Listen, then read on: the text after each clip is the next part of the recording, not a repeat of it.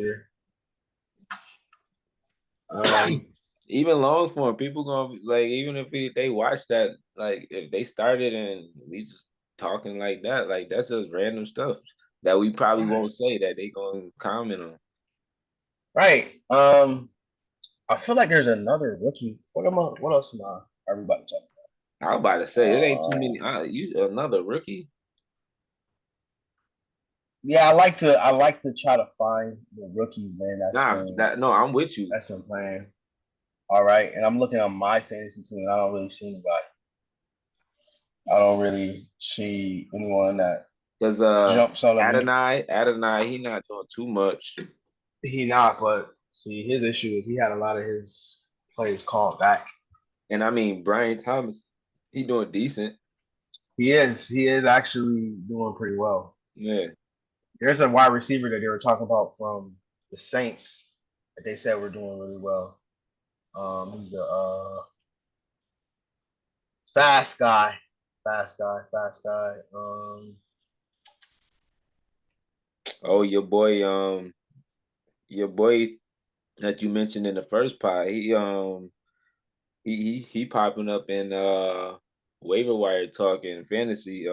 Jordan Winnington. Yeah, Yeah, yeah. He literally our only he's our only valuable receiver right now, bro. And it's crazy I called that because I'm like, bro, I thought he was just gonna be like you in know, just to addition. add distance. Yeah, Yeah, he's gonna be an add on to what Puka and what Cooper Cup was gonna do, but he actually is gonna be the guy now.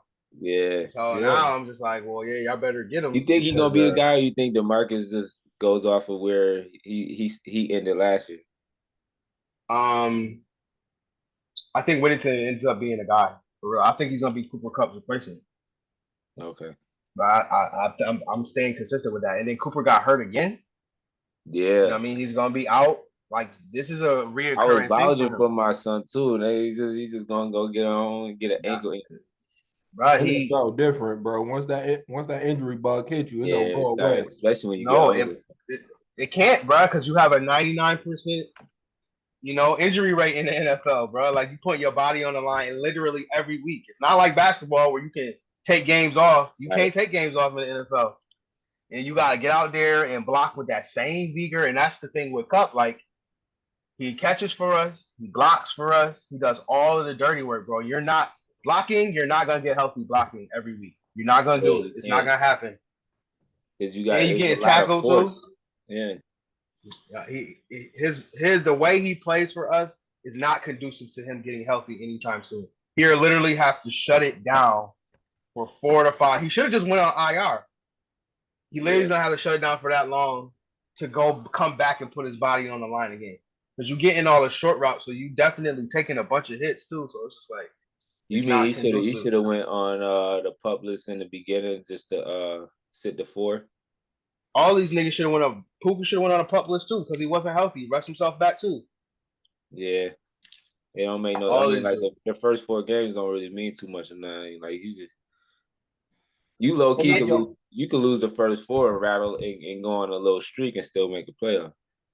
You could, but history is never in your favor if No, you do that. I'm just saying in a sense of trying to back in what you said. Like if you take those 4 weeks, hopefully, you come out what 50 or 500, 2-2 or something like that. That you be right.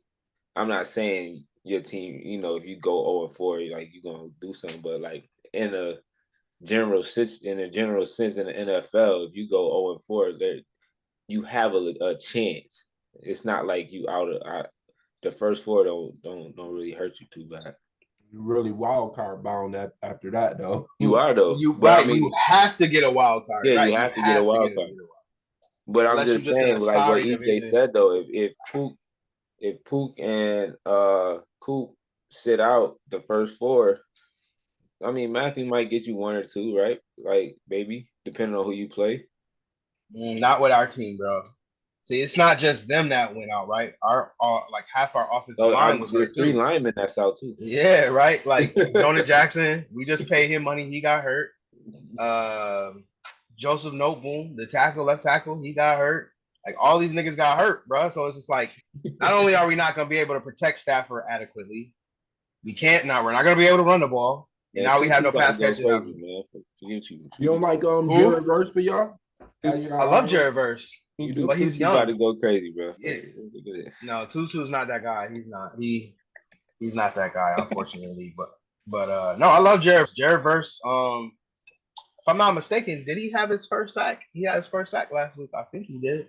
I believe so. But he's still young. He's still acclimating himself to the NFL game. I think he's gonna be a guy though. I am confident in that. But they're young and the defense is not proven. So it's a lot on his shoulders right now. Like if he was able to play next to a guy like I don't know Aaron Donald and be able to develop, yeah, I would feel better about it. But he's the guy. He's like I think he's our best pass rusher. I think he's better than Brian Young.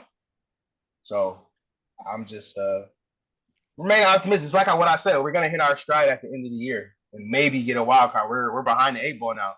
We done lost the division game. We're gonna get killed by San Francisco on Sunday because we never beat San Francisco and they're gonna run the ball down our throats.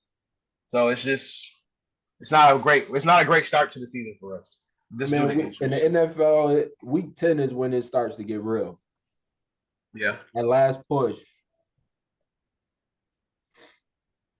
I'm gonna disagree with y'all though.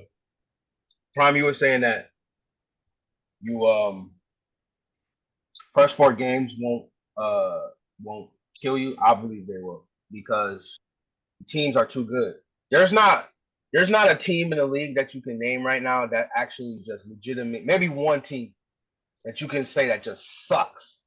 Yeah. There's not a team in the league that sucks. The Carolina sucks. They suck. They suck, bro. We just lost. But they do have a lot of talent though. It wouldn't be far fetched to say that they could have beat Houston week 1 because the game was very close. They just couldn't do anything with Joe Mixon because Joe Mixon was getting like 6 yards of crack. Like they couldn't do a thing with Joe Mixon. But the game was mad close. Anthony Richardson was looking like the way I thought he was gonna look. You know, all those deep passes he had to what's my boy name? Michael Pierce. And he had one to Alex what's Pierce. his face? Yeah, Alex Pierce, excuse me. I said Michael Pierce. Alex Pierce, excuse me.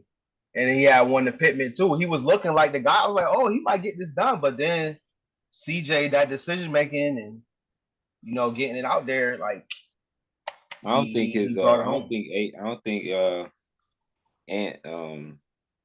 accuracy like that junk is bad. Is worse than what I thought. Bro, we trash, bro. We are trash. Yeah. We just lost to the Malik Willis. Bro. Oh my God! I thought Jordan Love played, but he didn't, bro. I looked at the Packers defense is kind of like it's not even about that. How don't you know they running? Jordan Love not playing. Yo, they did run Josh Jacobs 87 times, bro. What he had? He had over 200 yards that game. Then he had like 223 or something like that, didn't he? Total, right? Total. Oh, in total. Okay. No, he had. I think he had 100 yards in the third quarter. He had 135 on the ground. I think he had 100 rushing yards in the third quarter. But he ran the ball 35 times. Ain't no Jordan Love. Right. You gotta know that they run it if ain't no Jordan Love. You gotta know that. Jordan talking about he might play this week. Yeah, I saw that, but I thought that ankle injury looked a lot worse. But if he comes back, it's the MCL. The MCL sprain. It's MCL? It's a knee sprain. Okay. Yeah, that Now I would love to see Jordan Love back, man. He was one of my guys. I thought he was gonna win. He was gonna be one of my dark horse candidates for MVP. He didn't get hurt for sure. Yeah. I think he's a dude named Kool-Aid in the NBA. I mean NFL. I'm tripping. Yeah, Kool-Aid McKinstry. Yeah, bro. from Bama. Yeah. Nah. He played for the Eagles, I believe. Nah, son. I might lose. Me and my dad got to fight or something. We got to settle. That's not his real name. Nah, I know. Oh, okay. I'm about to say but yeah, that is what he go by. He actually got a Kool-Aid NIL deal. Oh, 100%. Nah, I ain't gonna hold you. Nowadays, I would take that name because that definitely that line you up for NIL real. Oh yeah, man. NIL is crazy. I just read something today that there's like so many spins to NIL. That's why I have to read about it every day. 2 athletes from the University of Montana got an NIL deal from a political candidate. So they're being paid. Yeah, they're being paid by a political candidate to endorse to get younger voters to get out and vote. Bro, what? And they said the deal was from between $200 and $2,400. I believe it was more than that, to be quite honest with you. I believe it was more than $2,400. They're paying these. That was the announced. Yeah, that was the announced. Yeah. Well, see, with NIL, you don't have to announce the deals. That's why the whole thing in the courts is playing out, because they want to put parameters on so people know. They want to basically make it like the NFL. So everybody publicly knows what contracts are going out. But I just thought that was interesting, man. We're getting into a space where you're going to have 20, 21-year-olds endorsing political candidates, and like the amount of backlash that's going to have from the public, because you know how people are about politics these days. Like, they will literally judge your whole life based on who you vote for politically. Things, politics and religion. Right, man. So, and that's going to be the next one. I'm going to call it right here first. I said this to one of the dudes at church. I said they're gonna start, especially in places like Alabama, down south. They're gonna give a church is gonna give one of those players an NIL deal to have people come worship with them. I know that's coming down the pipe. It's not some of that nature, right? Right. It's gonna be something like that, where one of these guys use one of these top athletes to be like, "Hey, come worship with Jalen Milroe." Right. And people and all them Alabama fans gonna come down there and worship just because he's there. Like, I know that's gonna come. I mean, it hasn't came yet because everybody's scared, but I'm calling that. I'm calling that right now. So, all right. I want to get into these conversations about these teams, man. I want to talk about which teams that we deem to be the best teams right now. I'm gonna go back to. I want this for my list. And for my record, so the list of 2-0 teams right now, we're going to talk about who is the best team through 2 games. I know it's very, very early. Yeah. Don't want to jump the gun or nothing, but we're going to talk about who are the best teams right now in the NFL. So all of the 2-0 teams, just to give you a recap, are the Bucks, Seahawks, Chargers, Steelers, New Orleans, Minnesota, the Chiefs, the Texans, and the Bills are all of the 2-0 teams. So, Prime, you'll get the first word on this. Who do you think are the best teams thus far through 2 games? If I had to say the best teams, it'd probably be I'm gonna have to say it's 3 for sure. I got 3 for sure, and I'm on the fence of probably about like 1, maybe 2. The Saints for sure is one of them. The Bucks is another, and then I can't. I'm not betting against Pat Mahomes, so yeah, I don't want to do it either. But their wins been ugly. They've been ugly. So now the reason why I say I can't put I ain't betting against Pat Mahomes is because even though these games is so they winning ugly ones. When they week 8, week 9, like those they get a couple of these games under. If they win in the ugly ones, which ones they gonna lose? So like, if I feel like that's in most team sports. Like if you can win those dirty ones, the ones that's muddied up a little bit, right? Like you get battle tested early. Like his teams, the offense that he's working with right now. He's not using Kelsey that much right now. Rashee Rice is think he low key like a poor man's Tyreek Hill right now as far as and then Xavier Worthy, he just out here doing whatever he doing, running past people like it ain't nobody business. So like he got a young receiving core that's kind of resembling the receiving team that he had when they was smoking everybody. So, and they still trying to get on the same page and everything like that. So I feel like since these wins has been ugly, like those are the ones that's going to propel them to be that unbeatable team that everybody just be running up against. Because by the time they get to the end of even mid-season, they're gonna be running on all cylinders. And with that team running on all cylinders, bro, like they revamped that team. It was almost like Golden State when Golden State got off of Barbosa and all of them, and they got a little bit younger. And they didn't go get a KD or nothing, but they just revamped whatever they had going on. So I feel like that's what happened with KC. KC revamped, and now they trying to work out the kinks. And the games, like you said though, those first 4 games, those are crucial. When I said that it ain't gonna hurt you that bad, I was just speaking to. I feel like how Puka and Coop could have sat and see if they could have figured something out, but. These first 4 is the games that you probably want to beat KC. Like them the ones that you want to get. Like that's why I threw them in there. And then with Chester gonna touch on this one a little bit more as far as the Saints. But I don't know what they put in the water down there. Because the new coaching staff mixed in with Derek Carr, and Derek Carr got Rashid looking like Michael Thomas in a sense. Nah, he looked better. He looked better than Michael Thomas. Better than Michael Thomas for sure. Looked way better than Michael Thomas. Give me Rashid Shaheed any day over Michael Thomas, bro. Yeah, for 100%. But I'm just talking about at least for like the way that they used to praise Michael Thomas with Drew, and like the way he was supposed to be like this top wide receiver type jump, but he got right. I never was with it either. But you get pumped targets. When you get pumped targets, you can look like for sure, right.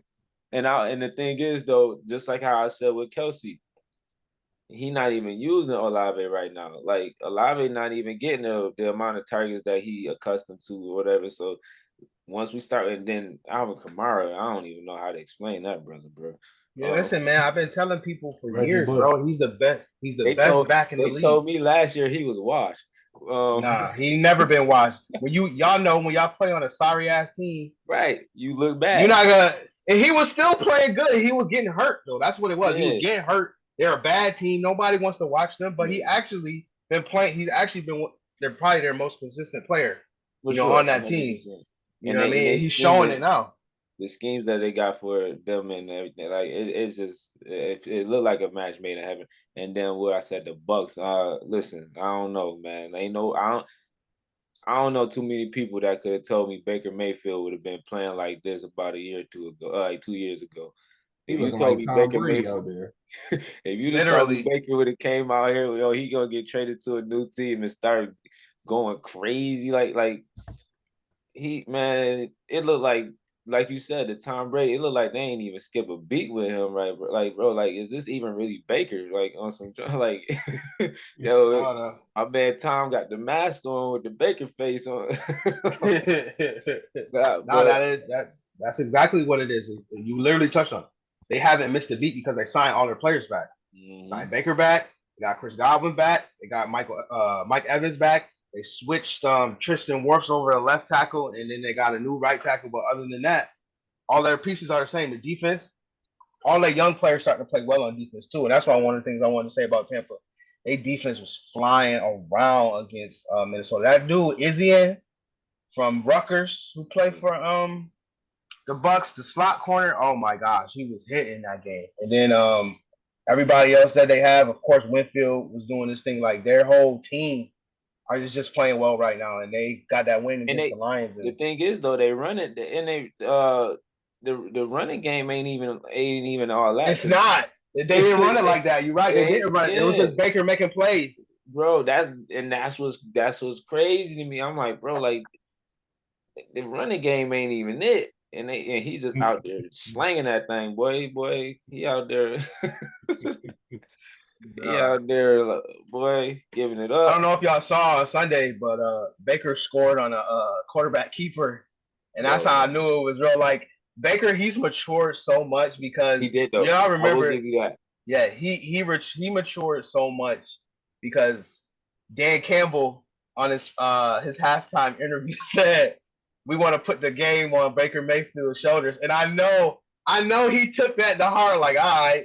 right? But he played, and I like that. He played like somebody fronted on him. Yeah. When somebody say we gonna put the game on your Stop shoulder, playing, that's man. basically saying that you was the weak link. Don't But disrespect Baker not like only that, dog.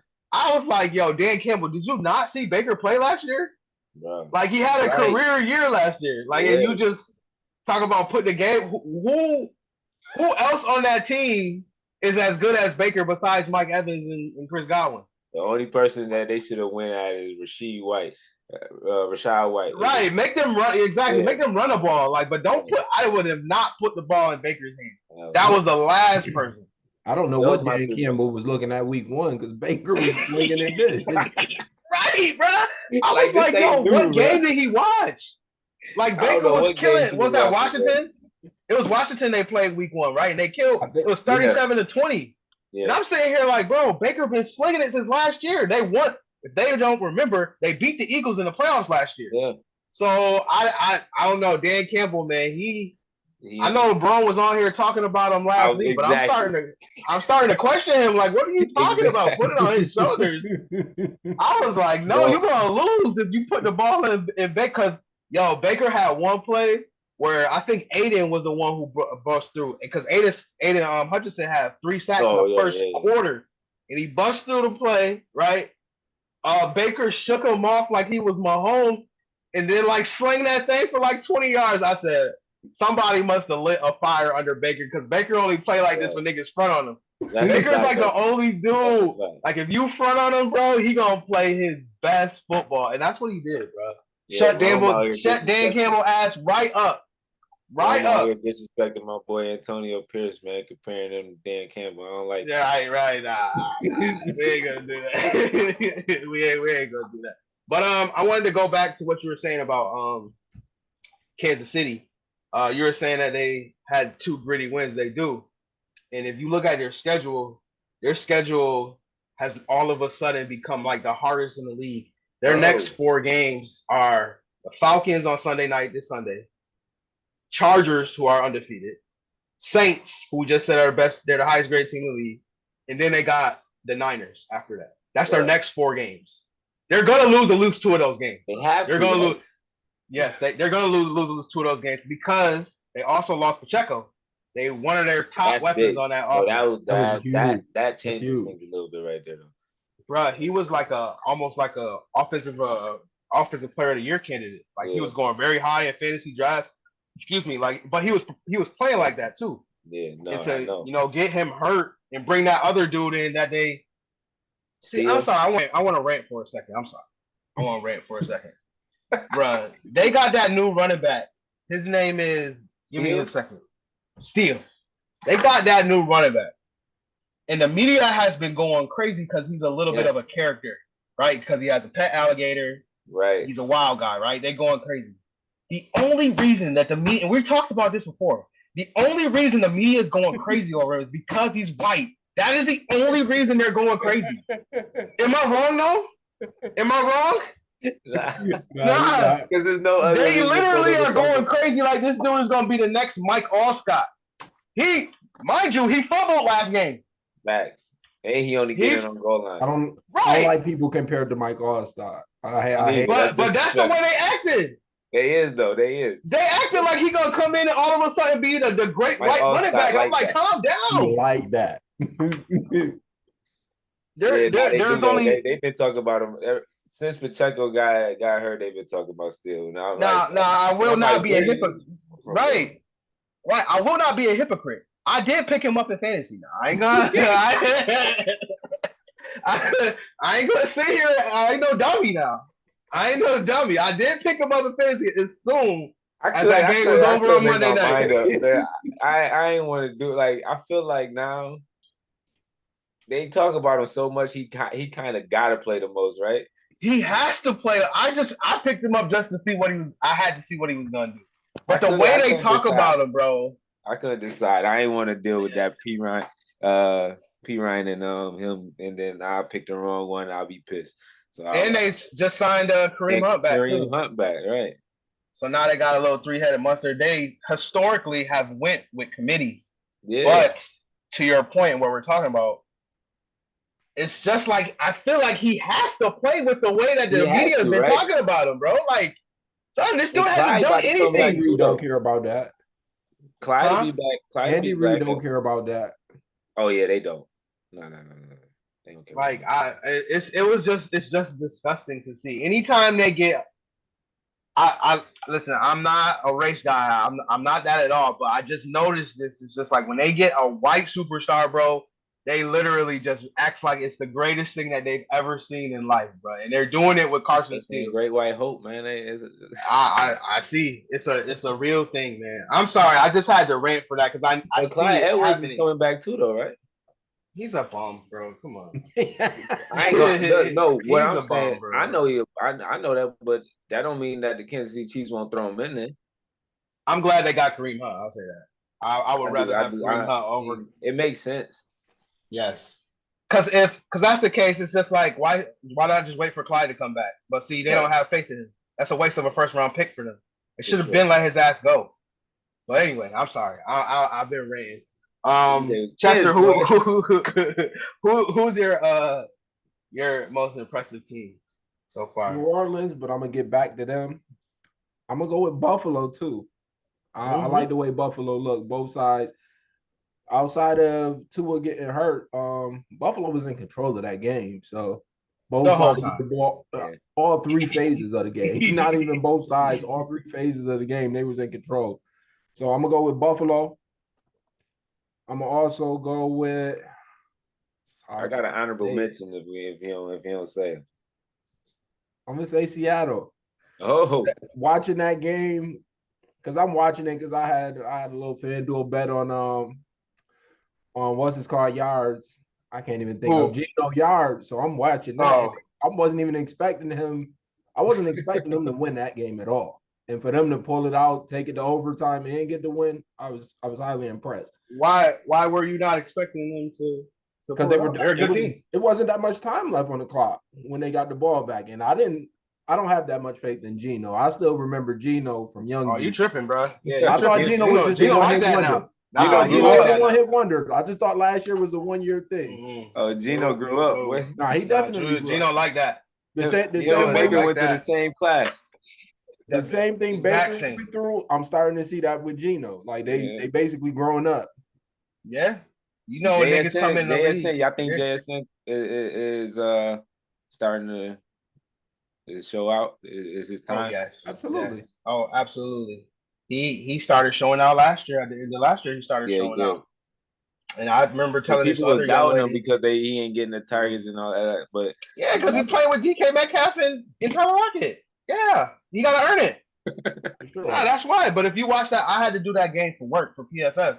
Okay. And they splitting him out in the slot and throwing him all the quick passes. Like, no, he's this year and two wide receiver sets is him and DK for the most part.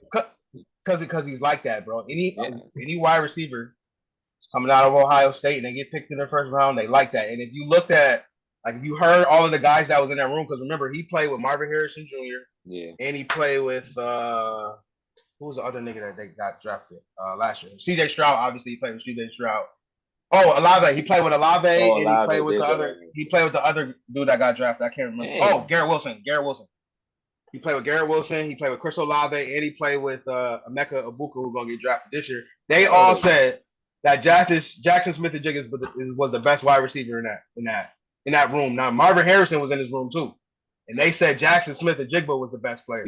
We got to go back to this conversation we had last time on the NFL. We sure that OSU not that's not wide receiver. Not wide receiver you. Bro, that's what I said. I said Ohio State. Somebody said something different. You said USC is because they. No, I said what I said was USC has put the most receivers in the league, which they have by number. Yeah. But in terms of quality receivers that are in the league and that's who are what Rome was saying. Rome said quality over quantity. Right. No, I will never argue what wide receiver you is. It's Ohio State by a mile. My God. Anybody who you gotta have all four of them in the same room, bro. In the same room. That's crazy. Just like they had before that, they had Terry McLaurin, Michael Thomas, the other dude who got drafted by the Chargers. I can't remember wide receiver name. He was a slot guy. God, why don't I remember this? But they had all three of them who got drafted.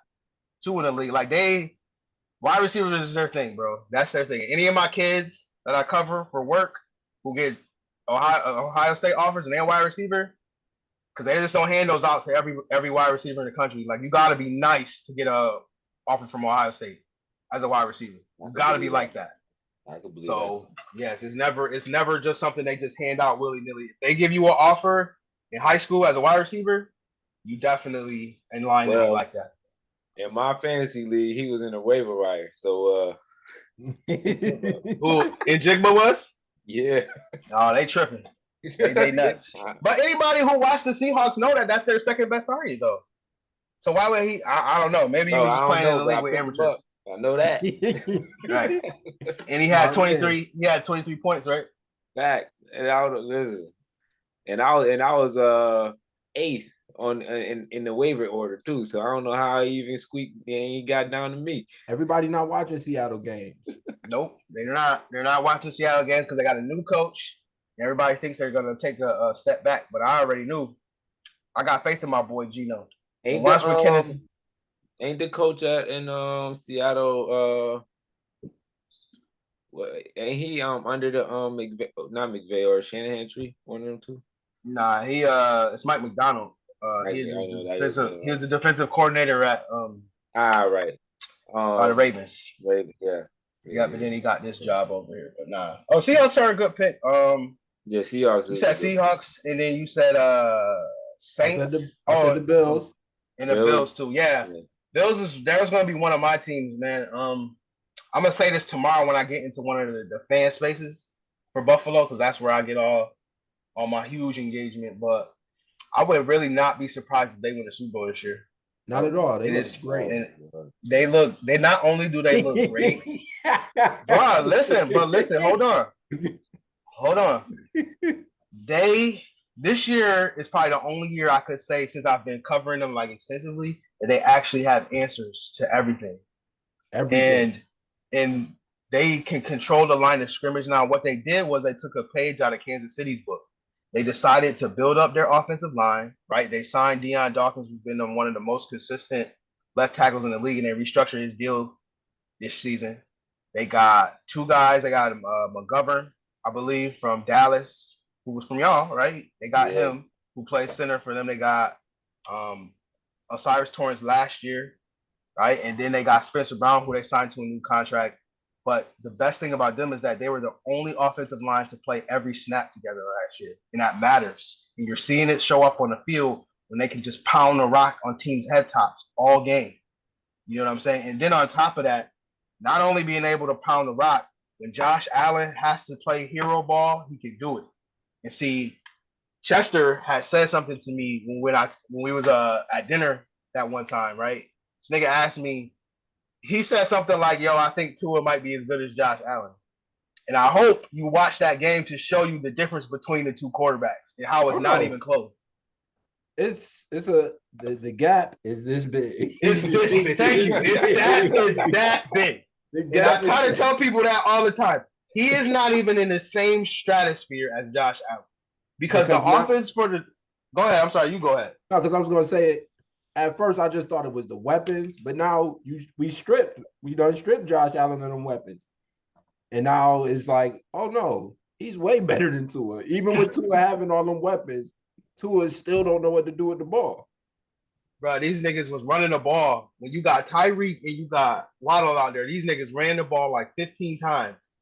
If Josh Allen had Waddle and Hill and Tyreek on his team, would average 45 pass attempts a game. It'd be crazy. He might have a 500-yard game, bro. It would be some unthinkable offense being scored. But you see how hamstrung the Dolphins are because of the lack of arm strength and the lack of their quarterback does not have. Right? And so this is another hot take, and this is going to be very controversial. I'm going to say this, but I'm going to say it out loud because this is our podcast, and I'm going to say it, and I can say what I want. The Dolphins need to seriously – first I want to say, God in life, sometimes God gives us second chances. We mess up, right? We do the things that we're not supposed to do, and then God will bring it back around, give you an opportunity to right the wrong that you've made. For sure. And the Dolphins have been given a second chance to right the wrong that they made in the offseason by giving an unproven quarterback $200 million. They need to force Tua to retire. They should take the decision out of his hands. Take it out of his hands and make him retire so they can go and get another quarterback. So they can actually win games when it matters and somebody can actually beat Josh Allen. Mind you, Josh Allen is 13-1 against the Dolphins in his entire career. Tua has never beaten Josh Allen ever. He has never beaten Josh Allen in his life.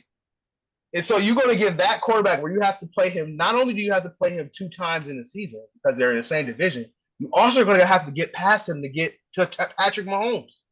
So you have to essentially play him 3 times, and you can't beat him in the regular season. So what makes you think all of a sudden now he's going to beat him? And I hope everybody took accurate notes of what happened on Thursday night and showed that Tua cannot mess with Josh Allen on any level when it comes to quarterback.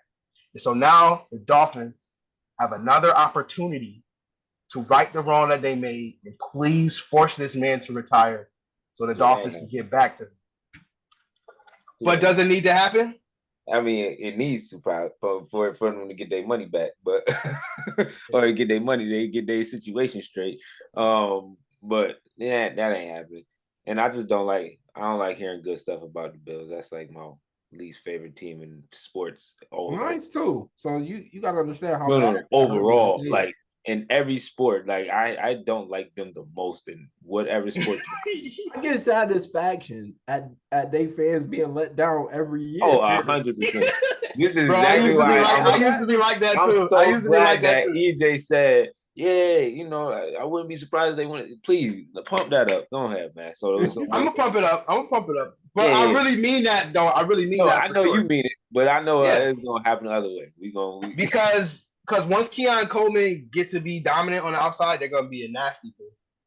Because they already got Shakir, who doing this thing in the middle. They got Kincaid, right? Now they need an outside threat, and Keon's being able to be brought along slowly. He's not being relied upon to be the guy.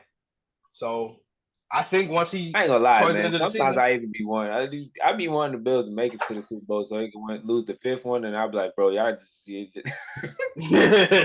that's legendary hate. That is legendary. Like I be wanting it to happen for real. I ain't gonna lie. I'll be like, bro, just get up. Go ahead, go get all the way there.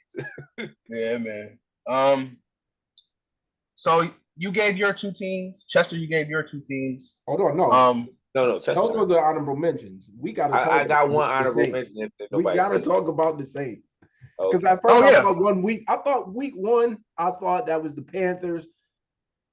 That's what they're supposed to do against Dallas.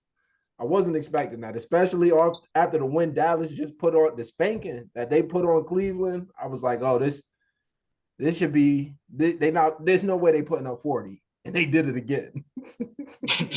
They put up 40 again. So it wins, bro. So I don't understand what they got in the water in New Orleans. I don't know. They got a new gumbo or something going on. Something. They got no offensive coordinator. They do got a new offensive coordinator. They got a new offensive coordinator. That's what happened. They got Gary Kubiak's son, Alex Kubiak. And if you know anything about the Kubiaks, they run outside zone, first of all. So they got nasty running game. All of the Kubiaks, nasty running game. And then you see it against Dallas. Pounding the ball right down your head top. Bro. All game. Not a thing, bro. Not a thing. Alvin Kamara scored damn near every time he was in. No, every time he was in the red zone. 6 times. They first 6. Crazy. And then Dallas still having issues with big plays, and Rashid Shaheed is really like that. Like in terms of getting behind the defense and being that deep threat for him. And Derek Carr has never had issues pushing that ball down the field. So I be wanting to pick Rashid up in fantasy too, but I picked him up right after Monday. I was on it, bro. I be nervous because every time I pick him up, he decided to go back in the shelter somewhere and forget how to run and all this other stuff. Every time I pick him up, maybe it's me. It's just me. It might be you. Yeah. because you gotta hold on, bro. You gotta hold on for at least 3 to I 4 held weeks, on man. for like 6 weeks last week. Didn't he snap down the stretch though? He snapped like Down twice. last year. That was enough. It was at the end of the year though. I remember that. It ain't enough. It ain't. It was at the end. Like I can't expect him to be like Justin Jefferson, be great every week. So He's not that. even. So even in fantasy, I'm not even asking for that. I don't pick him up because I never know when to start him. I would never know when to start him unless I'm just like depleted. You got to flex him for sure. Yeah, Nah, right. son. He's a flex option. Because like in one of my leagues, I got Rashee Rice, Zay Flowers, and I think Malik Neighbors. I'm not I'm not playing him over none of them right now because I'm gonna be nervous. I'm playing him over Zay Flowers. Man, listen, Zay Flowers is consistent. At least he got me 14 and 15 on both. All right, watch Rashee this week then. Watch what happens. I just picked him up. Who they got this week? They got who they got this week? They is it? I didn't see. They got Philly. They got Philly secondary that was getting torched. Exactly. Watch. I'm trying to tell you. Watch. Matter of fact, I might pick him up and show you what happened. Watch. I'm starting him. I started him. I guarantee if I pick him up, I ain't starting him. But nah, I'm starting. You gonna let them points sit on the bench? 2 points and I'm gonna lose. What? Yeah, I almost lost this week too, man. I messed around and didn't start Kyler. Oh, I was about to be sick, boy. Nah, I still won though. I beat my little cousin. He thought he was doing something, winning a Monday night with Jalen Hurts still to play. But I still had I had Saquon and I had Drake London and I had my boy Young Wei Koo. Only Asian kicker in the league. He almost beat. He the reason I almost lost one of mine. Like, bro, stop. What's up with this dude? Bro, he really liked that though. He really liked that with the 50 and nothing less. But shoot, last week I almost lost. I mean, I lost one of mine because I couldn't figure out what tight end to pick because I had Ingram, right? So I ended up it was between Gesicki, Hunter, and who's the Chargers? Hurst. Crap. Hayden Hurst. Yeah, and I went with Hayden. But I went with Hayden thinking there was nobody else to throw to. No, why would you go with him? They're a run offense. They're a run first team. I didn't think. I ain't gonna hold you. I ain't think about that at the time. Like and T. Higgins was hurt. I so Gesicki. I had Gesicki queued up, and both Gesicki and Hunter both had good games. Yeah, I watched it. Yeah, Hunter you had a 50. You had a 50. You had a 75% chance of getting it right, and you happened to take the guy. I took. Yo, that's crazy. He took the one guy. All you had to do was say, "Yo, shit." If you would have asked me, I would have told you to take Gesicki. I would. And he had a good game. I would have told you to take Mike Gesicki. That's what I would.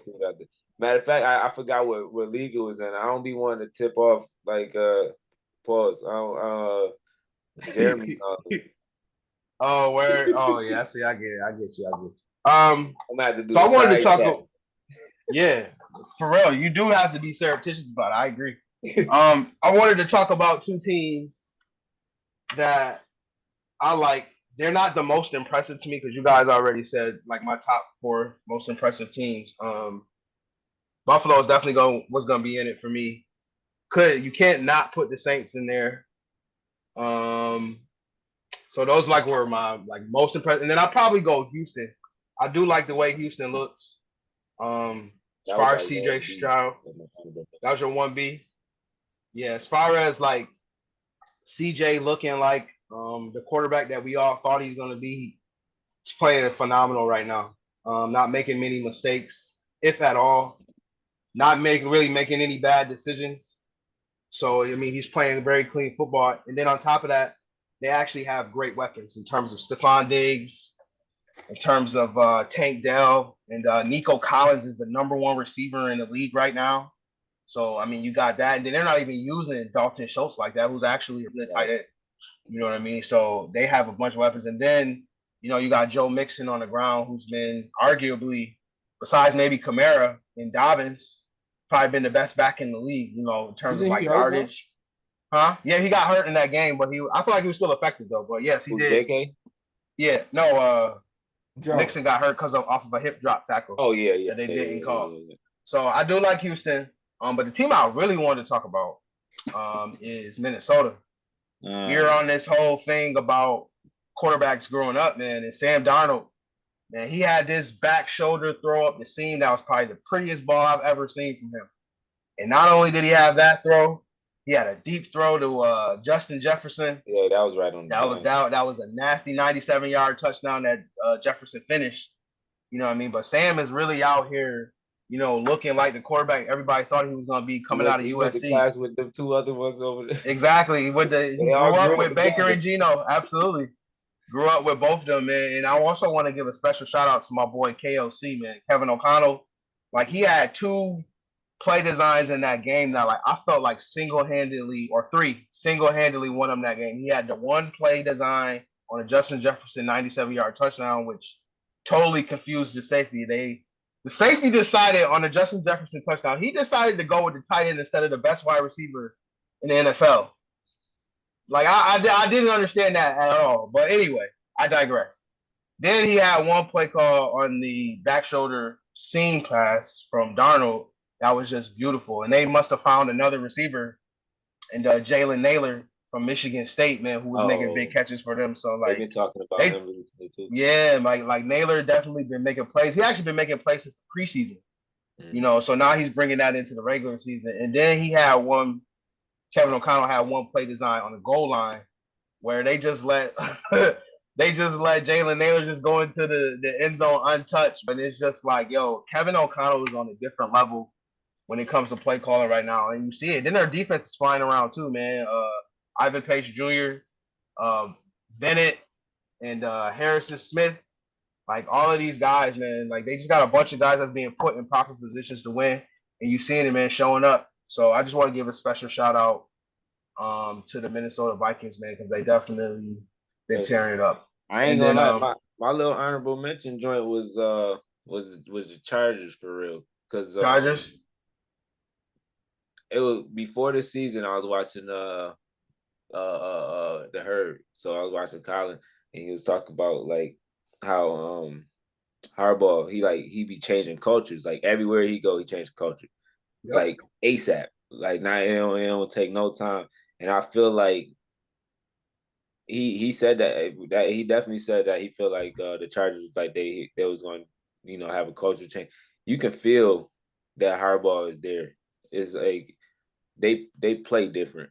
It's a different feel. Even when you watching them, they like the style of play is totally different. Even like you said, run heavy. Like, we gonna run. Now, how you gonna stop it type jump? Right. So, I even feel like the energy and the like the morale of that team is just like is on like a high right now. And then Harbaugh usually don't. Herbert got to be probably one of the best quarterbacks that he's ever had at his disposal. So with him doing the things he did with like Colin, who wasn't really a thrower, and all them other quarterbacks that he had, like, I feel like, yo, like him actually having a quarterback who could actually throw the ball, like, I think they're gonna make some noise for sure. For sure, bro. I agree with you. I agree with everything you said, man. Harbaugh, in terms of a culture changer, he's done it everywhere. He's won everywhere he's been. He's never had a losing record anywhere he's ever been, man. And so, you know, he's right on par right now at the Chargers, man. And when you can play, you know, tough physical football, especially in this era of football, man, you're poised to have wins. And they took Joe Alt with their first pick to solidify their both tackles with Slater and you're just seeing the fruits of that, man. Just having a solid offensive line, being able to have answers. And then they got 2 good backs who are just smash mouth backs with Gus the Bus and J.K. Dobbins, man, and they're pounding teams and killing them. So I'm interested to see what they do this week I forgot who they have this week. They got Pittsburgh this week actually. Pittsburgh. They got Pittsburgh this week, right? So that'll be a nice tough matchup for their running game against Pittsburgh's defense. So I'm interested to see that. But I agree, man. Harbaugh's effect on organizations, period, man, are just phenomenal. Oh, my bad, Chester. I thought you had something you wanted to say. I ain't saying nah. I'm just letting y'all know. I already said it. And that I'm glad that they got the ball out of Justin Herbert's hand, though. I think that's what needed to happen for him to be more efficient. Yeah. I mean, I guess that's true these last couple of games. I believe they've had at least 30 rush attempts the last 2 games, if I'm not mistaken. So, yeah, he's passing less. They're running more. That's usually a solid formula to win football games in the NFL, man. So, shout out. I feel like there's a lot of quarterbacks who haven't thrown like 30 passes. Like I think they all been like around 26, 20 and under. Josh Allen's threw 19. See, I feel like the number of attempts aren't as high as they were these past few seasons. Like they've been all around. The quarterback's been scaled back on the throw pass attempts. Defense too fast, too strong these days. For real. So now we're going to transition from best teams that we've seen so far to the most impressive rookies that you've liked thus far, or rookie that you've liked thus far. I have one, but Chester, who has been the most impressive rookie or rookies for you? For me, it's just been Marvin Harrison Jr., and it's just off a week 2 game. Week 1, it was, I guess I'll give it to him and Kyler trying to find their rhythm, but game 2, they found it. Whatever they did in practice that week, they need to do that for the rest of the year. Because he had like 100, I think he had 100 by halftime, if I'm not mistaken. It was crazy. Yeah. Oh, yeah. He did. So that was, I mean, they said you can't ask for more than that from a rookie receiver at that. Yeah. I watched every bit of that. This is what happens when you have a washed cornerback trying to guard a young, agile, athletic gazelle like Marvin Harrison in man coverage, and he just blows past him. A guy coming off of Achilles injury, mind you, too. And they just left him one-on-one with no help. So, Marvin Harrison. Who was that was checking him? That was Trey White. It was Trey White. Trey White. Your boy. Your favorite. Not my boy. Not my boy. I told these niggas not to sign him, and they did it anyway. And they're getting exactly what they deserve, bro. Getting exactly what they deserve, bro. You got to put this clip on Twitter. The Bills fans got to see this. They have to. Listen, man. I tag every time Tre'Davious get beat. I tag them like, this is what y'all were telling me was a top 5 corner in the league, and all of this other shit y'all was trying to tell me. Like, top 5 corner is crazy. It's crazy, bro. They thought that he was a top 5 corner. Like every season he was out there, dog. And I'm telling them for the longest time, like, this nigga is not who y'all think he is. Like, he doesn't really do as much as y'all think that he do. Then he get outside of the Bills system, looking very pedestrian. Very pedestrian. He's not supposed to be a starting corner right now. But to your point, though, now you got him guarding a young stud in Marvin Harrison. The first game, I'll chalk it up to maybe it was something the Bills was doing. But Kyler was actually force-feeding him this game, which he should have been. There should be no game that Greg Dortch has more targets than Marvin Harrison Jr. That should never happen. You know what I'm saying? I don't care if he's open. I don't care. I want you to force-feed the ball to the young gazelle y'all took number 4 in the draft. Like, because that's what you're supposed to do. Like Daniel Jones did with Neighbors. Force-feed him the ball. Like, that's when the offense is at the best. And they can run the ball, too. So it's like, it's nothing for them to do that. But Marvin Harrison was a great pick because he's definitely showing people why, he's the best wide receiving prospect we've had in the last 5 to 6 years. So that's great. Great pick. Prime, who has been your most impressive rookie or rookies? Mine is gonna be Malik Neighbors. just off the simple fact that his quarterback actually can get him the ball some way somehow. Um, that was, I think that's the only problem that we was gonna have this year was could Daniel Jones at least get the ball to him. But like you just said, they force fed him and he lived up to the hype on that one because um he's what I think third or fourth in yards as far as total Yep. yards. Mm-hmm. And his yards per catch is at about 13 yards. So like it's not like he's just getting dink and dunk right there. He's right there in that medium area, but everything's getting thrown his way.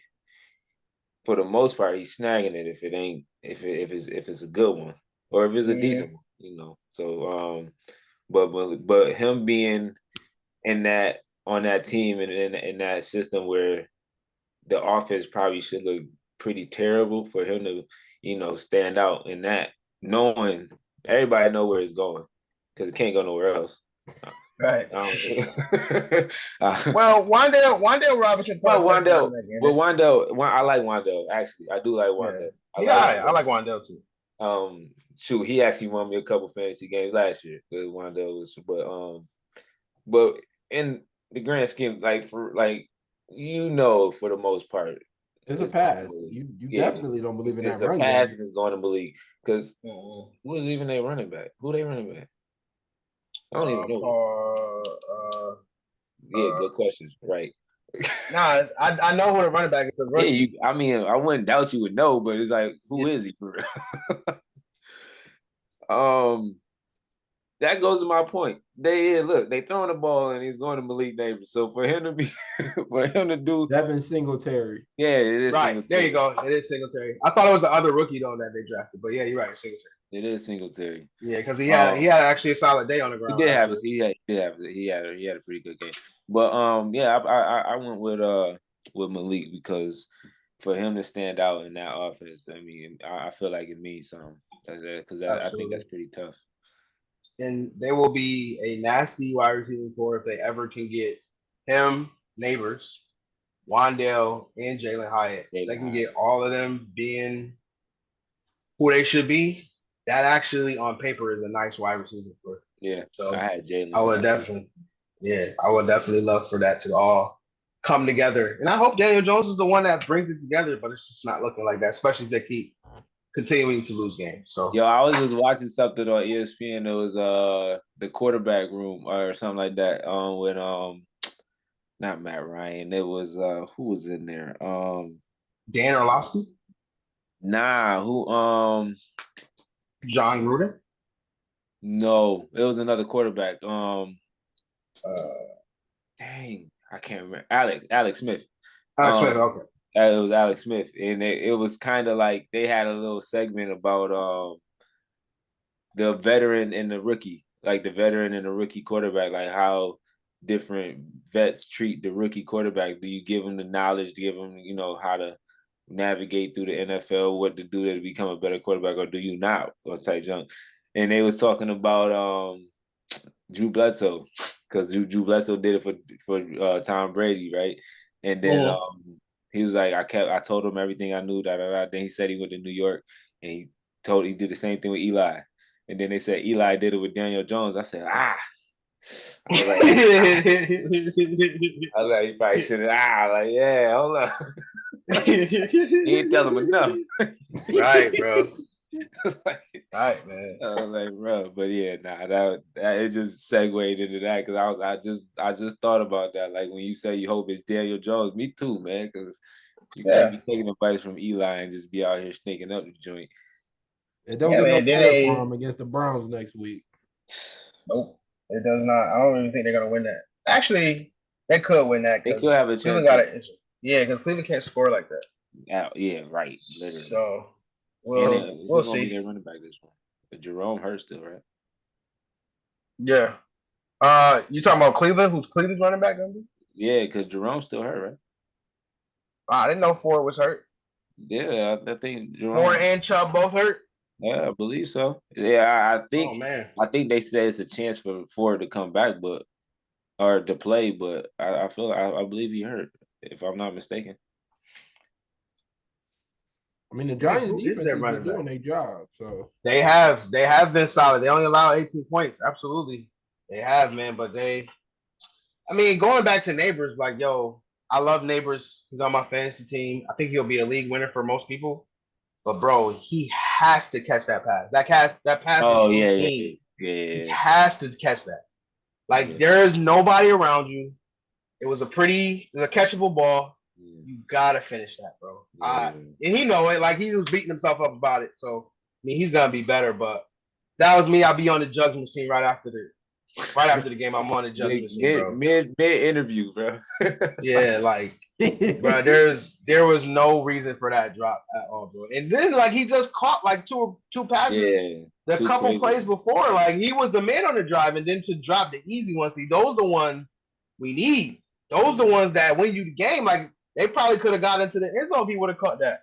Yeah. So, you know what I mean? We need them easy ones from these guys who are counting on to be their team's number one wide receivers, man. So definitely want to see Neighbors be better next week against Cleveland. And like you said, it don't get no easier for him because he got to go up against Denzel Ward and Emerson and all of them, bro. Oh, they got one of the best DB rooms in the league. So I want to see what he do though, because he is a dog. But I need the easy ones though. You can't be a dog dropping the easy bunnies, bro. You can't. Gotta can't be that. The easy food is supposed to be the right. It's got to be. So I have rookies that I like. As I had mentioned him already. But as you guys see, I think Brock Bowers has definitely been one of the more impressive rookies this year. He leads the tight ends in targets. He doesn't have a touchdown yet, but he will. He leads tight ends in targets, catches, and yards right now. And if you've seen him in the Ravens game, he was a key cog in that last drive. And it was exactly what I said was going to happen. Minshew was going to be hyper-focused on him. I mean, he got the ball to Devontae Adams too, but I just felt like he was really honing in on Brock Bowers, man. And he's doing the same thing that he was doing at Georgia. He's doing for the Raiders, man. And it's nice to see the Raiders, you know, slowly adding talent to that team and, you know, winning these close games.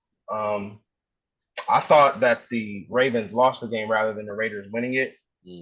But hey, I'm not gonna sit here and poo-poo on it. But I just want to say I do like Brock Bowers and I do like what he's doing. He's definitely gonna be a league winner in fantasy for some people. So if you don't have Brock Bowers on your fantasy team and you still have an opportunity to get him, pick him up. And then for me on the defensive side, because I like to get, you know, offensive rookies and defensive rookies. I was very impressed with Kwame Lassiter.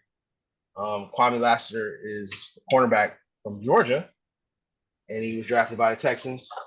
And on Sunday night, he was one of the contributing factors to why Caleb Williams had a very atrocious game against Houston's defense, where we had the chat going crazy because I was like, yo, I think Caleb trash.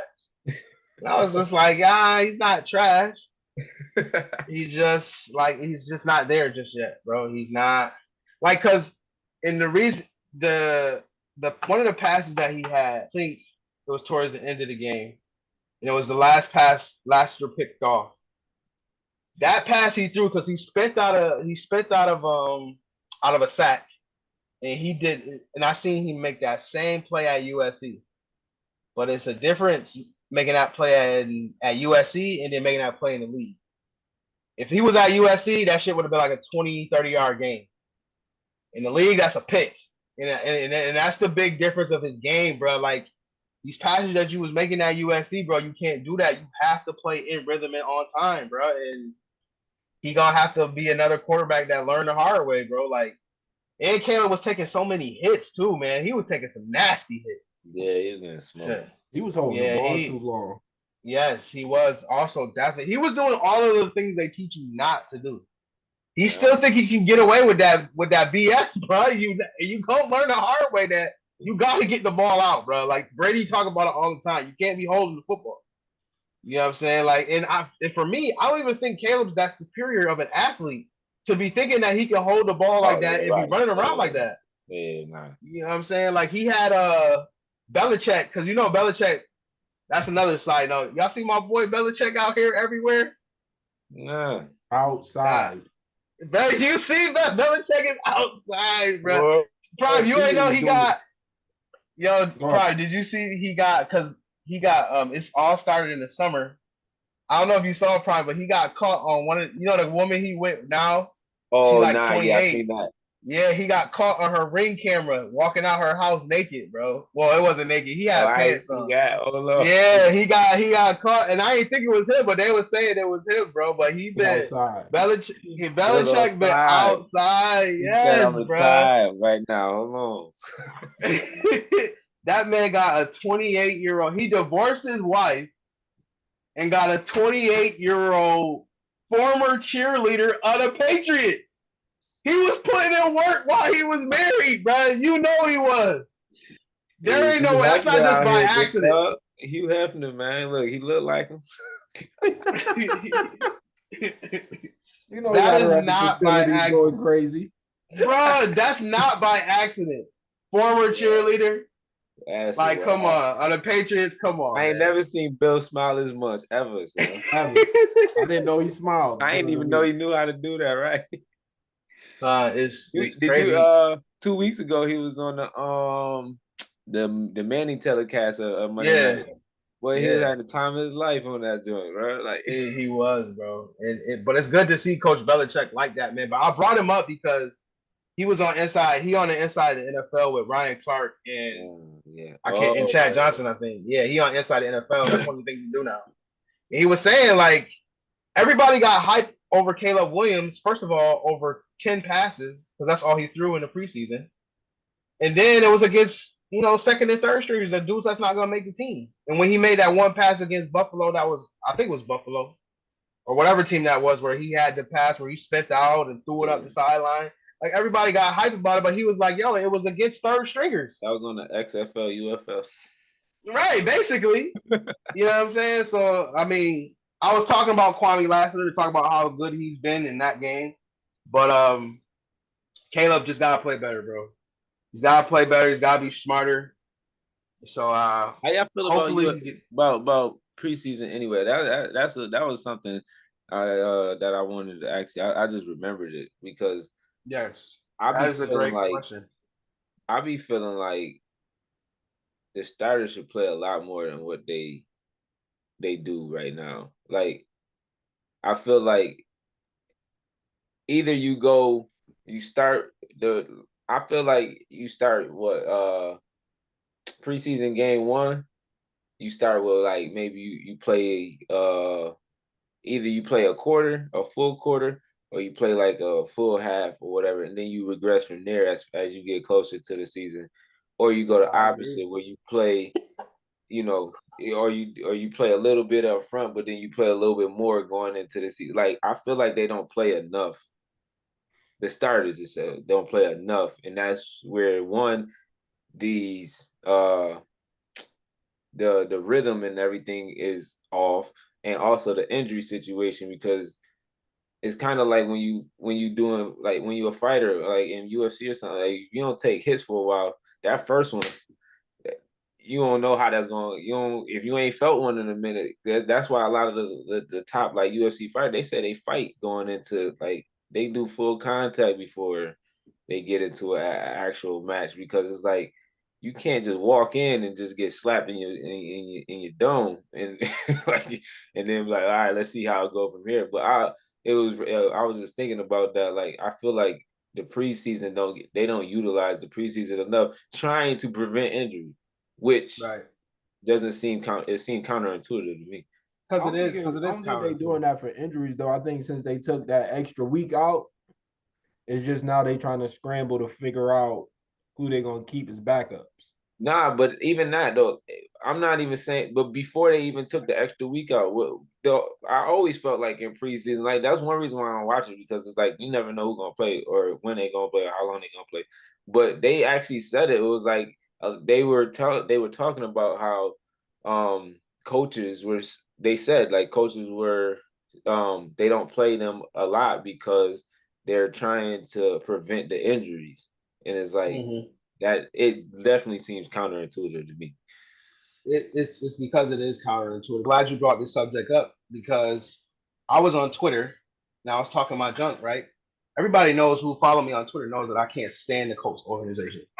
They're one of the worst run organizations, and I can't stand because they sign sucky players. Preaching to the choir. And then they had the audacity, and it pissed me off when I saw it. They had the audacity to rest their starters for 2 or 3 preseason games. I said, you niggas did not make the playoffs last year. Where y'all get off thinking that y'all can rest players? And we're not going again this year. These niggas had the audacity to rest players. Now, I like Shane Steichen. He's a good coach. But these niggas are not, y'all are not in a position to be resting y'all starters if you didn't make the playoffs. And then on top of that, they played Anthony Richardson for, I believe it was a quarter that last game against the Bengals that was on Thursday night. So he only threw like maybe 10 passes, or I think it was 6 the entire game. One of them was for a pick 6. And then after missing most of the season last year. And then you go into this season, and it's no wonder they started off 0-2. You know what I'm saying? Like these coaches and these organizations do the dumbest things. Don't make sense. And they think they're gonna get results, bro. Like, why are you trying to prevent injuries? Y'all didn't make the playoffs. Y'all not a winning organization. Right. And then, to your point, Prime, let's go to Bryce Young. These guys are benching him for, first of all, because the organization is one of the worst run organizations in the league also. Because they have a terrible owner in David Tepper. He's a terrible owner. And on top of that, he's not only a terrible owner, but he tries to insert himself in decisions. I said, and I posted a clip today, they should have drafted Anthony Richardson over Bryce Young. That's first of all. That's where they messed up. But, hey, we have him now. But not only do they draft him, they also didn't play him in preseason. And he played the one game in Buffalo where they won, and everybody thought it was okay. And what happened? They also started 0-2. So I don't get it. To your point, I don't get why these general managers, these coaches, because it's probably not even on the coaches. It's probably the general managers and the owners that's doing it. Yeah. Thinking that these guys are going to not play in preseason, then all of a sudden just come in and think guns blazing. The only person that did it that I remember this past preseason was Justin Jefferson. He got hurt last year. He didn't play all preseason, and he came into the season guns blazing. But that's the best wide receiver in the league. So he's not in. But for all these guys like A.D. Mitchell and Anthony Richardson and Jonathan Taylor, all of these dudes that y'all need to play. You know what I'm saying? So it's just like I'm totally with you on the preseason thing. Like these owners and these general managers, bro, not having their players playing the preseason is really prohibiting the growth and throwing off the rhythm and timing of all of these offenses. Is why they're all starting off slow. They're all having bad games. Most of them are having bad games because they didn't get the proper reps that they needed to at the time that they needed. There's so much you can do in practice. It got to be live. You got to play against, you got to have live reps. That's like getting in shape for basketball, bro. Like, you don't get in game shape until you start playing. Like, you can do all the cardio in the world that you want. Like, when you get on the court, it's different because you're moving different. Like, it take a couple games to get in a game shape. Absolutely, man. So that was a great topic. I like that, man. I had to get that out too because I was saying it's all preseason, got a lot of story, bro.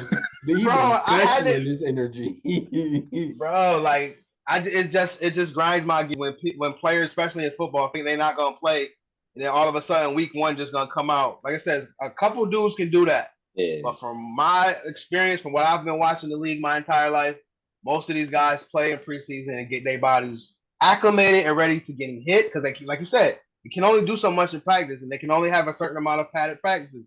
And the NFL is very, very strict about them going over practice rules. Teams that got fined, they done took draft picks because they done had too many padded practices. So teams don't want to take these risks. Yeah. So I don't understand why they're not playing in preseason. So that's crazy to me. So for one of our last subjects, I want to know from you guys. I want to know what team that's not undefeated do you think is going to come and like make a little small run. That's gonna actually their record does not reflect how good they are. And so it's my time to take a second to shout out the Atlanta Falcons because that is my team. I think the Atlanta Falcons will be better than the Saints. I think if they strongly lean into being a running team, that two-headed monster is insane. Right? Between Bijan and between Algier, yes, their two-headed monster is ridiculous. And see, not only do they have that nasty running game, but Kirk showed you his value in that last drive, bro. 5 perfect passes in a row that they couldn't do a thing with. You like that? Crazy. One of them went to Drake London. Oh, 2 of them went to Drake London. I know. I'm talking about the last one. The one. Oh yeah. Oh, definitely, bro. That's the one that won me the game. Me too. Won me my own game. I needed that bad, bro. But that's my team. I think Atlanta, because their defense is solid enough. It's not like it's not a world beater, but it's good enough, and that's what it's gonna be like the rest of the year. And if they can lean into being a running team with that offensive line is nasty too, man. And then they got, like you said, Chester, they got 2 great backs between Algier and Bijan. Just want to say this as a sidebar. Bijan Robinson is probably the most talented running back I've ever seen with my eyes. He is so damn nice. It's ridiculous. Like it doesn't make it don't make no sense to be that good. How good he is at running back, bro. It don't make no sense, bro. He can do everything. There's not one thing he can't do at the running back position. It just don't make any sense. That's the only guy I'll put over Alvin Kamara as best back in the league. If somebody said Bijan, I'm not gonna argue with it all because that young man is too good. He's too good, man. Down to blocking. He can block too. He can do everything, bro. It's just Go ahead. I'm sorry. Go ahead. No. I was just no. It wasn't even that. I was just saying, like, even like we was talking about with Braylon Allen, like even his body type is just like bro. When you see him, you could tell he like that. Like he one of them players where like you look on the field and like, nah, this nigga's he him, bro. Right. I ain't see him do nothing yet, but he got to be. Right. Yo, it's just like just watching him play after play, just be able to take the ball outside on outside zone and be able to be elusive, be able to be physical, catch a pass. It's like you said, blocking too. He can literally just do everything. That is a running back you take in the first round, bro. Like, yeah, for sure. Just as another sidebar, the Steelers took Najee Harris in the first round, and he's not even the best back on the team. You take a guy like Bijan Robinson first round, and he is far and away their most talented player. That is a running back you take in the first round. For sure. Not Najee Harris. You take a Bijan Robinson, generational running back talent. So that is my team. The Falcons. That will be my team who is going to go forward and be better. I think their record does not reflect how good they are. Do you guys have any teams that y'all think their records do not reflect how good they actually are? I'm gonna go to Ravens. Okay, I like that one. I don't know what's going on with Derrick Henry, but they still put up 43 points these first 2 weeks. Like for an 0-2 team, that's like you can live with that. The offense is leaving it on the field. It's just now they need their defense to step up, and usually that's what Baltimore defense do. They'll figure it out. Yes. I think mine is gonna be a team that I think is they're gonna figure it out, and it's gonna take a couple weeks, but they're gonna start gelling together. And I'm gonna go with the Jets. I think the Jets. Yeah, that was mine. Yeah. I think the Jets is gonna work themselves into a real good situation. One, we know what the Jets defense is talking about. And then, I mean, once again, it's Aaron Rodgers with the Garrett Wilson and I think Lazard is underrated for what he can do with Aaron. Not as a wide receiver, but what he gives, the comfort he gives Aaron as far as like another receiver that he can go to, and like Conklin too. But yeah, we talking about the two-headed monster in Atlanta. The Jets is trying. They might got their own over there for real. I mean, it might Mm-hmm. be. It's gonna be. Matter of fact, I think the usage probably will be similar because it'll be a lot heavy on Brees, but Braylon, he even though it was one game, I seen what Braylon can do. It don't take more than one from that. The way he was performed, it don't take more than one game. But he another one of them. Like he got to be good, bro. Like if he ain't something wrong, dog. Like like so. They got a two-headed monster with the and the and I well we've seen um Aaron Rodgers work with a wide receiving core who wasn't like the ultimate great. He had one like when he had Devontae, and then there was a couple other whatever. So now I feel like he got Garrett and then a couple others. So we seen how he operates in that type of setting. So I think you give them a few weeks and they gonna come around too. Yeah, it's just getting the Facts, rust bro. off of Aaron, really. Yeah, Yeah, Aaron Rodgers actually looked really good. I thought he played he really did. well He week did. one.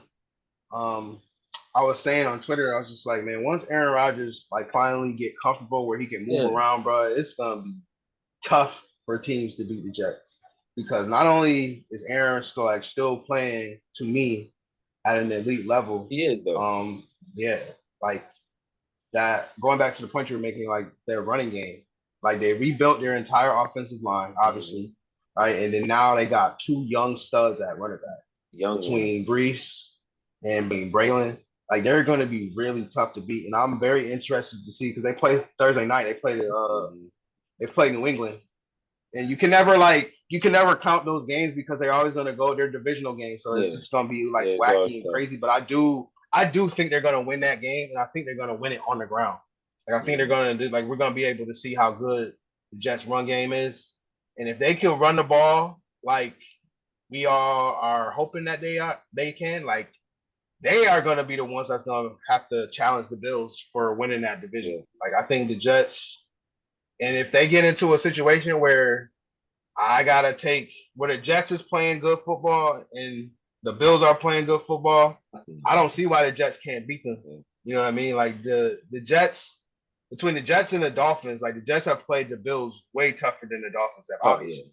yeah. You know what I mean? So And now Dolphins, with this one, yeah, like now with this, like I don't even talk about the Jets defense just because yeah, we because just it's know how good they are. We yeah, know like how good that. that's why I started out Yeah, like that. We know the yeah. Jets We just defense. know what we're gonna get from them. Like we know, Sauce is gonna be them. They're gonna play, a lot of zone. They're gonna fly around to the ball. We know Yeah, Quinn Williams is gonna be that guy in the middle of the defense for them. Sucks that they lost Jermaine Johnson, their first round pick from last year, the edge rusher. You know mm, what I mean? But it's they still got weapons all across that defense. So I don't really talk about it, but it's the yeah. offense that's always been their issue.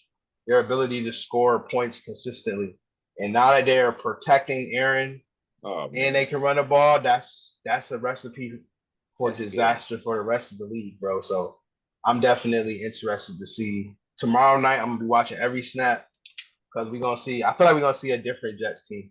We're gonna see. I knew Aaron was back when he got that free play out of it, and Oh, that was so pretty, bro. That yeah. was so But I was pretty. like, oh nah, I was like, oh, here it go. This is the beginning.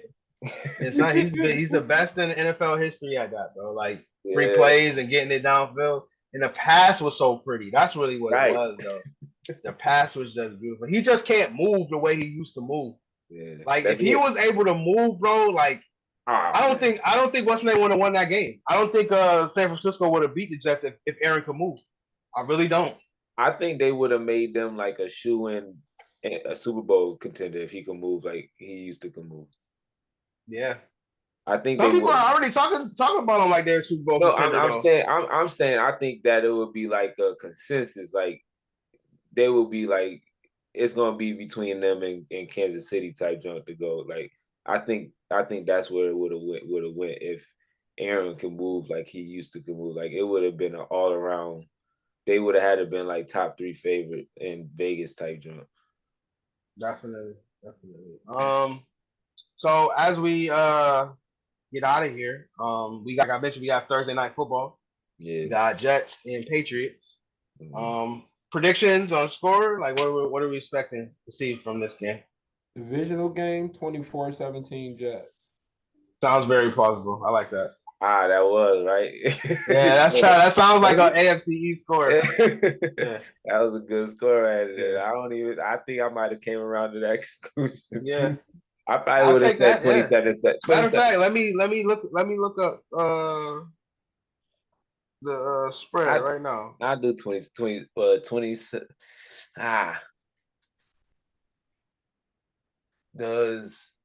See, my thing is do I think New England gets in the end zone, right? Yeah, they will. Divisional games, man, it's always different in the division. So we got the over under. What? No, what are you saying? Before I say the over under. So that's about. Look, they giving the Patriots a little less. It's over under 38.5. Yeah. It's over under 39. So 24-17 sounds about right. They're giving the Jets actually a little bit. I mean the Patriots a little bit less points, and they got the Jets favored by 6. So yeah, so that's about right. Yeah. I'm gonna give the Jets 27. I'm gonna go 27 like 17. I like that score too. Yeah, 27-17. Yeah, 27-17. I'll take that. I'll take that score. So. Any bets that y'all like? Who y'all like for a touchdown scorer? Anytime touchdown for the Jets or the Patriots? Breece Hall. For sure. I think Lazard get there. Lazard and Hunter. That's a dark horse. That's an compliment. I'm gonna go with Ramondre Stevenson for anytime touchdown scorer. And I believe if you put him in a parlay, I think you can win some money. So you put Allen Lazard, Ramondre Stevenson. I think they get a broader Braylon Allen too. They give him the ball. I think Braylon, that would be. I would like that. If somebody told me that, I'd like it. Yeah, I'll put 3 of them in a parlay, and I'll go maybe at Aaron Rodgers over 250 passing yards, something like that, and a touchdown. I can see that. If they up, I think they just run the ball, run the clock out. I was about to say that 250 might get sketchy. But see, the thing is, though, no, 250 for Aaron. 250 is cool. Yeah. It's cool. That'll get there. Because the Patriots don't suck, right? They're not a team. They last year they sucked. They don't suck this year because they went toe to toe with the Seahawks for a while. Yeah. You know what I mean? They're actually spreading the ball around and they do a lot of spread. Actually, I believe when I watched it last week, they was doing a lot of empty. And like if you're doing empty, you must be pretty confident in your weapons. You know what I'm saying? To separate. So they're gonna throw the ball around the yard. So yeah. I'm expecting that. So I would do that. I think Hunter get in the end zone. And if they get 2, I say I think it'll come from Ramondre. Okay. So we're gonna put those touchdown scores. We're gonna go Braylon Allen, Ramondre Stevenson. Who else did we say? We said I said Lazard and Hunter for me. Lazard and Hunter. So those 4 touchdown scores, I think will give you a solid probably. You would need one more though. Oh, and then add the Texas said Breece. Right, Breece. So we're saying that Breece and Braylon, excuse me, are both gonna get into the end zone. That's tough. Yeah. Breece, but Braylon, it's good. It's good the Jets finally got that option. No Garrett Wilson, but Breece, Braylon, and Lazard. Yeah, because Aaron wasn't looking for Garrett in the end zone. He's a possession went outside guy. I'm not saying he's not gonna get any touchdowns, but it's more plausible to believe that the guys we just named will get in the end zone before 100%. Garrett does. I think so. And then we put I might play that probably. Now that I'm sitting here talking out right now, like I might play that part. I might get all those touchdown scores and plus the Aaron Rodgers 250 passing yards. I know that's a prop, like 200 plus passing yards. Yeah, I know that. Is that one? Let me just see. Shoot, if you gonna parlay that, I'll do the 200 with Aaron. You got Aaron. So you would have to do to win some money. You got to do at plus 240. you got to do Aaron Rodgers plus 250 passing yards. I'll take that. Yeah. 250. Plus 250. Yeah, it's a plus 240 odds for Aaron Rodgers getting plus 250 passing yards. I'm a sucker. I'm gonna take that plus 200. Yeah, I might tease that. like tease that one down a little bit. Yeah. Especially if you're doing. Oh, but that's a minus 170 on the odds for that though. So you're not gonna get no money off that. But I said if you parlay though, if you parlaying it with the touchdowns, it's gonna even touchdowns. Okay. That'd be different. See, we giving y'all everything. We giving y'all betting. We giving y'all analysis. And the turkey. Yes, sir. That's what I'm talking about. That was great, man. So, just want to say that we appreciate everyone. If you stayed and watched our long form content, we appreciate you watching this and support us. We want you to like, subscribe, share all our content. So, as I said on the last show, we really in this just to make money, and I have no shame about saying that. So, in order for us to make money, we have to put content out. So that's what we're doing. So please like, share, subscribe. And so as we get out of here, Prime and Chester, if y'all can tell people where they can interact and find y'all, and then we'll get out of here. Facebook, Chester Mathis, Twitter, BZ Hammond Turk, and that's it. Yeah, so we on Twitter, Prime22, we on IG. JH Prime. Is it JH Prime 22? Man, I don't even know. Hold up, man. I don't know, bro. That's a good question. If you put JH Prime, I know you're gonna find me. So I don't. Oh yeah, it's Prime 22. 22 got to go with everything. So right. Okay. So, and I'm actually trying to build my following up on IG and on Threads, because Threads is like gonna be the new wave. So I'm gonna build my following up. Yeah. So you can find me on all of my social media at the same handle, except for Facebook. I'm Ernest Daniels on Facebook, but all the rest of my handles, Twitter, Threads, Instagram, it's all at eDaniel77. So again, it's at eDaniel77. You can interact with me. So again, we appreciate you guys watching our content and watching our long form content. And until next time, we'll see y'all later.